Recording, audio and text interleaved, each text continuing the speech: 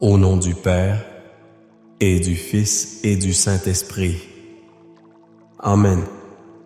Bonjour ma famille, bonjour famille prophétique, bienvenue dans ce temps, mis à part pour le Seigneur.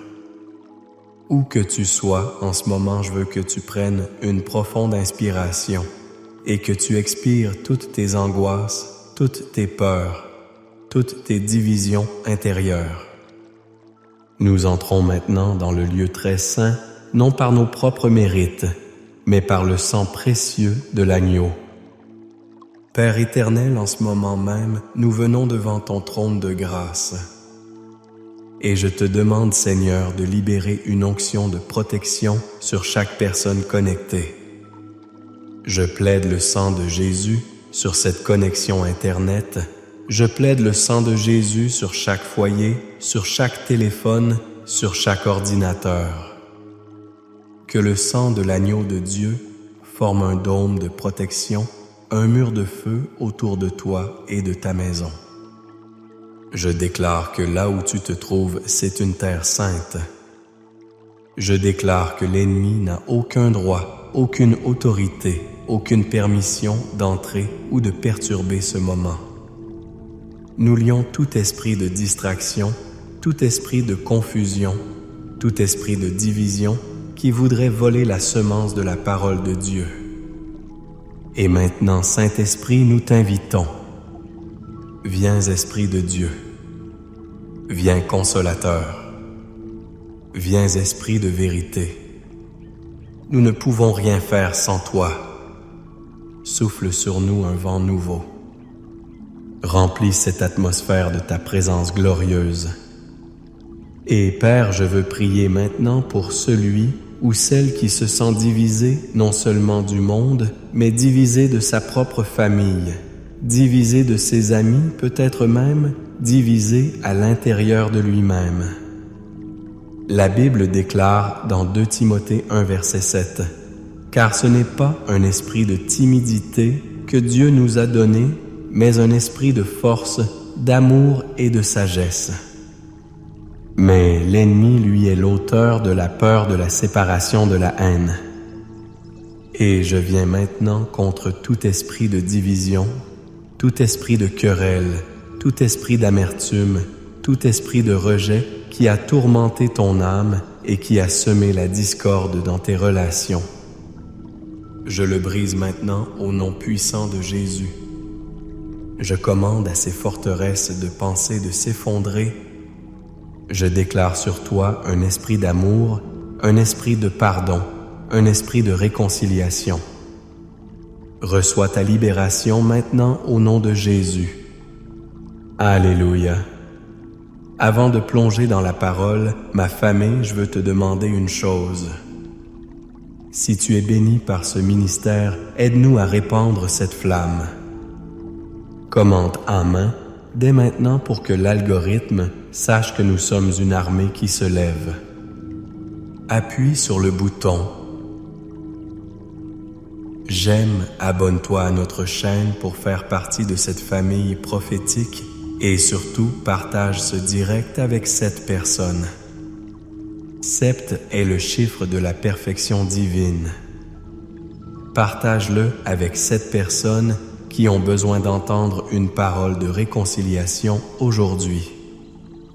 Et reste jusqu'à la fin, car à la fin de ce message, je vais prier spécifiquement pour la restauration des relations brisées dans ta famille. Je vais prier pour ce fils ou cette fille qui ne te parle plus pour ce mariage, au bord du gouffre pour cette amitié qui a été détruite. Dieu va opérer des miracles de réconciliation aujourd'hui. Le thème que le Seigneur a mis sur mon cœur aujourd'hui est puissant et il est urgent pour notre temps. Avec le psaume 91 et le psaume 23, je proclame la réconciliation des peuples. Nous vivons dans un monde plus divisé que jamais. Les nations se dressent contre les nations. Les peuples se méprisent. Les cultures s'affrontent. Et même à plus petite échelle, les familles sont déchirées, les églises sont divisées, Les amitiés sont brisées.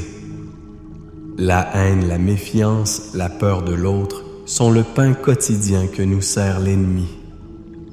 Mais Dieu nous appelle à être des agents de réconciliation. Et il nous a donné des armes spirituelles puissantes pour accomplir cette mission. Aujourd'hui, nous allons regarder deux de ces armes, le psaume 23 et le psaume 91. Mon premier point est celui-ci. La réconciliation commence lorsque nous reconnaissons que nous avons tous le même berger. Le psaume 23, ce psaume que nous connaissons si bien, commence par une déclaration incroyablement personnelle et pourtant universelle. L'Éternel est mon berger, je ne manquerai de rien. Le problème de la division commence quand nous nous approprions Dieu de manière exclusive.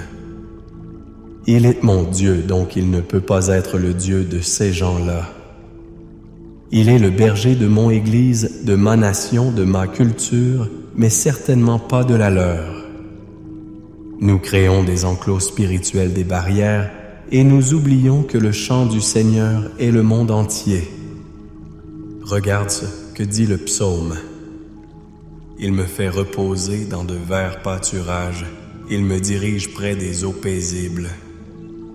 Ces verts pâturages, ces eaux paisibles ne sont pas une propriété privée. C'est la provision de Dieu pour toutes ses brebis.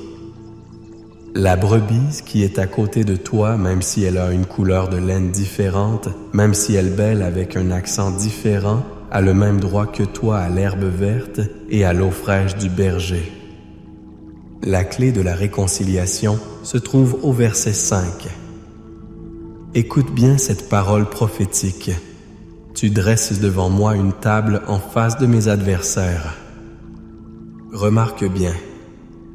Le psaume ne dit pas « Tu élimines mes adversaires pour que je puisse manger en paix ». Non. Dieu n'efface pas nos adversaires. Il fait quelque chose de bien plus radical. Il nous prépare un festin, un banquet, une table de communion, et il nous demande de nous asseoir en face d'eux. Quel est sage? Quelle image puissante! La réconciliation, ce n'est pas ignorer les différences ou les conflits. C'est s'asseoir à la même table sous le regard du même Père et partager le même pain. La table du Seigneur est le grand niveleur. Autour de cette table, il n'y a plus de Juifs ni de Grecs, plus d'esclaves ni de libres, plus d'hommes ni de femmes, comme le dit l'apôtre Paul. Il n'y a plus de nationalité, de statuts sociaux, de couleur de peau. Il n'y a que des enfants de Dieu, des brebis du même troupeau, invités par le même berger. Je me souviens de l'histoire de l'apôtre Pierre dans le livre des Actes au chapitre 10. Pierre était un juif dévot. Il avait des règles strictes sur ce qui était pur et impur, sur les gens avec qui il pouvait manger et ceux qu'il devait éviter. Et un jour, Dieu lui envoie une vision. Une grande nappe descend du ciel remplie d'animaux que la loi juive déclarait impurs. Et une voix lui dit « Lève-toi, Pierre, tue et mange. » Pierre est horrifié. « Jamais, Seigneur, jamais rien de souillé n'est entré dans ma bouche. » Et Dieu lui répond cette phrase qui a changé le monde. Ce que Dieu a déclaré pur ne le regarde pas comme souillé. Ce n'était pas une leçon de cuisine. C'était une leçon sur les hommes. Au même moment, des non-juifs, des païens, des gens que Pierre considérait comme impurs, frappaient à sa porte envoyée par Dieu. Pierre a compris. La nappe, c'était l'humanité. Les barrières de séparation, les murs de haine et de préjugés, Dieu les avait abolis en Jésus-Christ. Et Pierre est allé chez Corneille, un Romain, un adversaire du point de vue nationaliste, et il s'est assis à sa table et il a partagé l'Évangile. Et le Saint-Esprit est descendu sur les païens comme il était descendu sur les Juifs à la Pentecôte. C'était la démonstration que le berger est le même pour tous. Comment cela s'applique-t-il à toi aujourd'hui? Cette personne dans ton bureau que tu ne supportes pas, cet oncle avec qui tu es en conflit depuis des années, ce groupe de personnes que tu juges à cause de leur origine ou de leurs opinions. Dieu te dit aujourd'hui, je dresse une table devant toi en face d'eux. Accepteras-tu de t'asseoir? La réconciliation commence par un acte de foi, croire que le même berger qui t'aime les aime aussi. Et il désire vous voir partager le même repas, le repas du pardon et de la grâce. Mon deuxième point est que le psaume 91 nous révèle que nous avons tous le même abri contre le diviseur. Si le psaume 23 nous montre notre identité commune en tant que brebis du même berger, le psaume 91 nous montre notre refuge commun contre le même ennemi. L'ennemi Satan est appelé le diviseur. Sa stratégie principale est de semer la peur pour créer la séparation. La peur de l'étranger, la peur de l'avenir, la peur de la maladie, la peur du manque. Quand nous avons peur, notre premier réflexe est de nous barricader, de construire des murs, de désigner des boucs émissaires. C'est l'autre, l'étranger, le différent, qui est la source de mes problèmes. C'est ainsi que naissent les guerres, les génocides, le racisme et les querelles de famille. Mais regarde ce que déclare le psaume 91. Celui qui demeure sous l'abri du Très-Haut repose à l'ombre du Tout-Puissant. Je dis à l'Éternel mon refuge et ma forteresse, mon Dieu, en qui je me confie. Cet abri, ce refuge, cette forteresse n'a pas de drapeau national. Il n'y a pas de contrôle au faciès à l'entrée. La seule condition pour y entrer est de demeurer, de faire confiance. Le psaume continue. Car c'est lui qui te délivre du filet de l'oiseleur de la peste et de ses ravages. Tu ne craindras ni les terreurs de la nuit, ni la flèche qui vole de jour, ni la peste qui marche dans les ténèbres, ni la contagion qui frappe en plein midi. Les terreurs de la nuit, la flèche, la peste, la contagion, ce sont des menaces universelles. Elles ne respectent pas les frontières. Une pandémie ne demande pas votre passeport avant de vous infecter. Une crise économique frappe toutes les classes sociales. Une guerre fait des victimes dans tous les camps. L'ennemi utilise ces calamités universelles pour nous diviser. Mais Dieu nous offre un refuge universel. Imagine un instant deux soldats appartenant à deux armées ennemies qui se battent avec haine dans une forêt. Soudain, un incendie de forêt dévastateur se déclare déclenché par la foudre. Le feu ne se soucie pas de leurs uniformes. Il menace de les consumer tous les deux. Poussés par l'instinct de survie, ils courent et trouvent refuge dans la même grotte. À l'intérieur de cette grotte, face au danger commun qui fait rage à l'extérieur, ils ne sont plus des ennemis. Ils sont deux êtres humains cherchant à survivre. La grotte est le sein. La grotte est leur abri commun. Le psaume 91 est cette grotte spirituelle pour l'humanité. Quand les feux de la haine, de la guerre, de la maladie, de la crise sont allumés par l'ennemi dans le monde, Dieu nous appelle tous à courir dans le même abri, sa présence.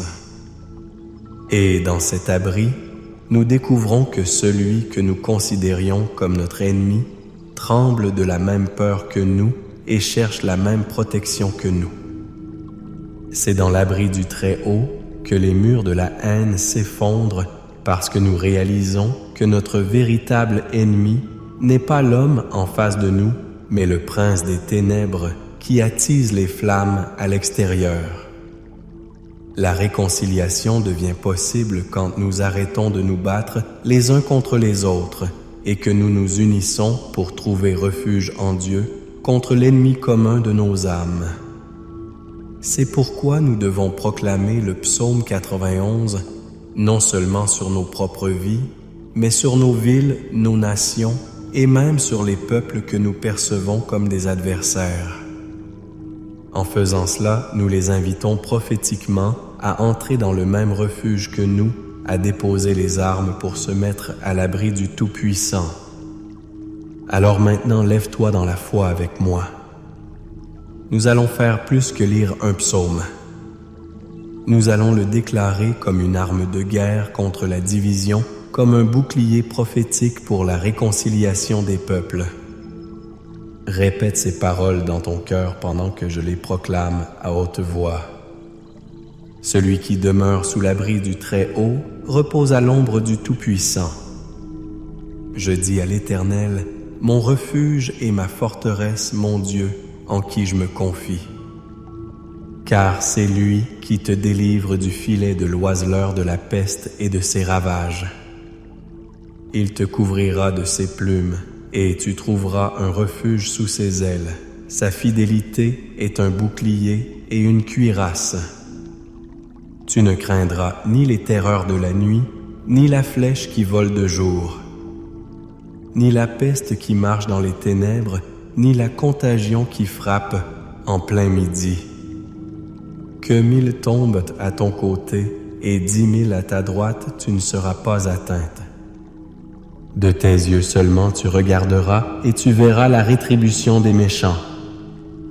Car tu es mon refuge, ô Éternel. Tu fais du Très-Haut ta retraite. Aucun malheur ne t'arrivera, aucun fléau n'approchera de ta tente. Car il ordonnera à ses anges de te garder dans toutes tes voies. Ils te porteront sur les mains de peur que ton pied ne heurte contre une pierre. Tu marcheras sur le lion et sur l'aspice, tu fouleras le lionceau et le dragon. Puisqu'il m'aime, je le délivrerai, je le protégerai, puisqu'il connaît mon nom. Il m'invoquera et je lui répondrai. Je serai avec lui dans la détresse, je le délivrerai et je le glorifierai. Je le rassasierai de longs jours et je lui ferai voir mon salut. Alléluia, Alléluia. Maintenant, inclinons nos cœurs dans la prière. Père céleste, merci pour ta parole vivante et puissante. Nous recevons cette révélation aujourd'hui. Scelle-la dans nos esprits et nos cœurs, Seigneur. Pardonne-nous pour chaque fois où nous avons agi comme si tu n'étais que notre berger et pas le leur. Pardonne-nous pour chaque préjugé, chaque jugement, chaque parole de haine ou de mépris que nous avons prononcé contre une autre personne, un autre peuple, une autre culture. Lave-nous par ton sang, Seigneur. Donne-nous tes yeux pour voir chaque être humain comme une brebis précieuse pour qui tu as donné ta vie. Donne-nous le courage de nous asseoir à la table, que tu dresses même en face de ceux que nous considérions comme nos adversaires. Remplis-nous de ton amour surnaturel qui brise toutes les barrières. Fais de nous des ambassadeurs de la réconciliation. Et Père, apprends-nous à demeurer dans l'abri du Très-Haut. Quand la peur frappe à notre porte, quand les médias crient à la guerre et à la division, aide-nous à courir vers toi, notre refuge commun. Que ta présence soit notre sécurité, pas nos murs, pas nos armées, pas nos comptes en banque. Utilise-nous pour appeler les autres à entrer dans ce refuge pour qu'ensemble nous puissions trouver la paix sous tes ailes. Et maintenant, comme je l'ai promis, je veux prier pour la réconciliation dans ta maison. Père, au nom de Jésus, j'élève devant toi chaque famille représentée ici. Je prie pour cette mère qui pleure pour son fils, ou sa fille qui a quitté la maison et coupé les ponts. Seigneur berger des âmes, va chercher cet enfant prodigue. Touchez son cœur. Brise l'orgueil et la rébellion et ramène-le à la maison. Je prie pour ce mari et cette femme qui ne se parlent plus, qui vivent comme des étrangers sous le même toit, qui sont au bord du divorce. Saint-Esprit, je te prie de souffler sur les braises de leur premier amour. Je brise l'esprit de division, l'esprit d'adultère, l'esprit d'amertume qui a détruit leur unité. Père, dresse une table de réconciliation dans leur salon ce soir. Je prie pour les frères et sœurs en conflit à cause d'un héritage ou de vieilles blessures. Je libère une onction de pardon et de restauration sur eux. Je commande à l'esprit de Mammon, à l'esprit de jalousie, de lâcher prise sur ces familles au nom de Jésus. Que l'amour fraternel soit restauré plus fort qu'avant. Et je veux élargir cette prière. Pour chaque personne sous le son de ma voix, je proclame une réconciliation avec ta destinée. Je brise les chaînes du passé, les échecs et les regrets qui te maintenaient captif. Reçois un nouveau départ. Je proclame une réconciliation avec tes finances. Là où il y avait le manque, la dette, le stress, je déclare que le berger qui ne laisse manquer de rien dresse pour toi une table de provision d'abondance et de percée financière au nom de Jésus. Je proclame une réconciliation avec ton corps. Au nom de Jésus, par l'autorité qui est dans le nom qui est au-dessus de tout nom, je commande à tout esprit de maladie, de douleur, d'infirmité, de quitter ton corps, maintenant. Par les meurtrisseurs de Jésus, tu es guéri. Sois réconcilié avec la santé divine. Et enfin, nous nous levons comme une seule armée et nous proclamons la réconciliation des peuples. Nous prions pour la paix de Jérusalem. Nous prions pour les nations en guerre. Nous nous tenons sur la brèche et nous disons « Assez ». Assez de sang versé, assez de haine. Père, envoie ton esprit de réconciliation sur la terre. Fais tomber les murs de la haine. Touche le cœur des dirigeants. Que ton Église se lève comme un phare d'unité dans un monde divisé. Nous déclarons la victoire sur la division, la victoire sur la haine, la victoire sur la peur. La réconciliation commence maintenant dans mon cœur, dans ma maison, dans ma nation, au nom de Jésus. Et maintenant reçois cette bénédiction finale. Que l'Éternel te bénisse et qu'il te garde. Que l'Éternel fasse luire sa face sur toi et qu'il t'accorde sa grâce. Que l'Éternel tourne sa face vers toi et qu'il te donne la paix. La shalom de Dieu, qui inclut la santé, la provision, la restauration et la réconciliation. Au nom du Père, du Fils et du Saint-Esprit. Amen et Amen. Soyez bénis, famille prophétique.